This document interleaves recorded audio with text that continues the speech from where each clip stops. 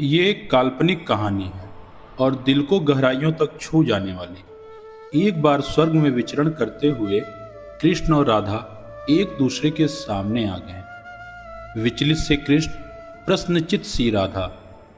कृष्ण सकपकाएं, राधा मुस्कुराई। इससे पहले कि कृष्ण कुछ कह पाते, राधा बोल उठी, कैसे हो द्वारकाधीश। जो राधा उन्हें कान्हा कान्हा कह के बुलाती थी, उसके मुख से द्वारकाधीश का संबोधन कृष्ण को भीतर तक घायल कर गया। फिर भी किसी तरह अपने आप को संभाल लिया उन्होंने और बोले राधा से, मैं आज भी तुम्हारे लिए वही कान्हा हूं। तुम तो मुझे द्वारकाधीश मत कहो। आओ बैठते हैं, कुछ मैं अपनी कहता हूं, कुछ तुम अपनी सुनाओ। सच कहूं राधा, मुझे जब जब तुम्हारी याद आती थी, इन आंखों से आंसुओं की बूंदें निकल आती थी। राधा बोली, मेरे साथ ऐसा कुछ नहीं हुआ। ना तुम्हारी याद आई, ना आंखों से आंसू बहा, क्योंकि हम कभी तुम्हें भूले ही कहाँ थे। जो तुम याद आते, इन आंखों में सदा तुम ही थे। कहीं आंसुओं के साथ निकल ना जाओ, इसलिए रोते भी नहीं थे। कान्हा, प्रेम से अलग होने पर तुमने क्या खोया, इसका एक आईना दिखाऊं तुम्हें।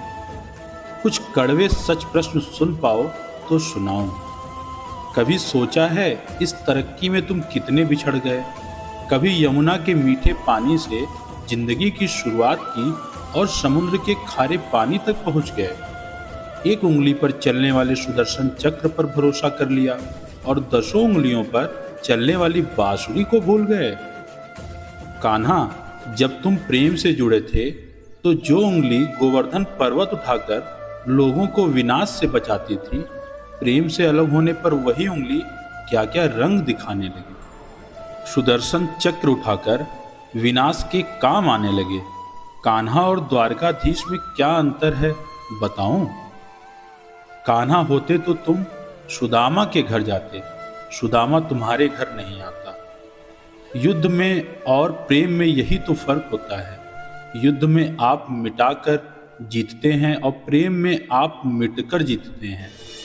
कान्हा, प्रेम में डूबा हुआ इंसान दुखी तो रह सकता है, पर किसी को दुखी नहीं कर सकता है।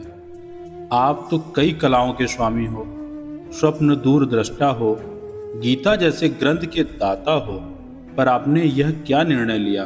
आपने अपनी पूरी सेना कौरवों को सौंप दी और अपने आप को पांडवों के साथ कर लिया। सेना तो आपकी प्रजा थी, राजा तो पालक होता है, उसका रक्षक होता है। आप जैसे महाज्ञानी उस रथ को चला रहे थे जिस पर बैठा अर्जुन आपकी प्रजा को ही मार रहा था। अपनी प्रजा को मरते देख आप में करुणा नहीं जागी, क्योंकि आप प्रेम से सुन्न हो चुके थे। आज भी धरती पर जाकर देखो, आपके द्वारकाधीश वाली छवि को ढूंढते रह जाओगे। हर जगह, हर मंदिर में मेरे ही साथ खड़े नजर आओगे।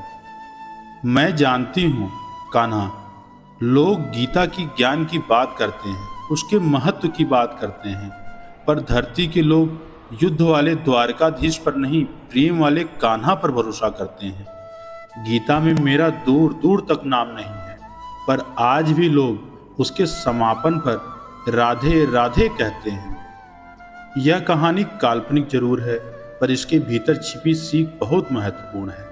श्री कृष्ण के पास कभी किसी प्रश्न का उत्तर ना हो, ऐसा तो हो ही नहीं सकता, परंतु राधा द्वारा लगाए गए प्रश्न चिन्हों पर कान्हा मौन रह गए। यही तो है प्रेम में समर्पण का भाव।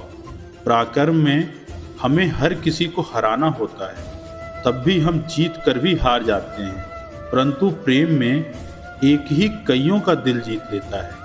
सही कहा है, छोटी सी उंगली पर पूरा गोवर्धन पर्वत उठाने वाले भगवान श्री कृष्ण छोटी सी बांसुरी को दोनों हाथों से पकड़ते थे। फिर मिलेंगे दोस्तों अगली कहानी के साथ। तब तक के लिए अपना ध्यान रखना और हमेशा मुस्कुराते रहना।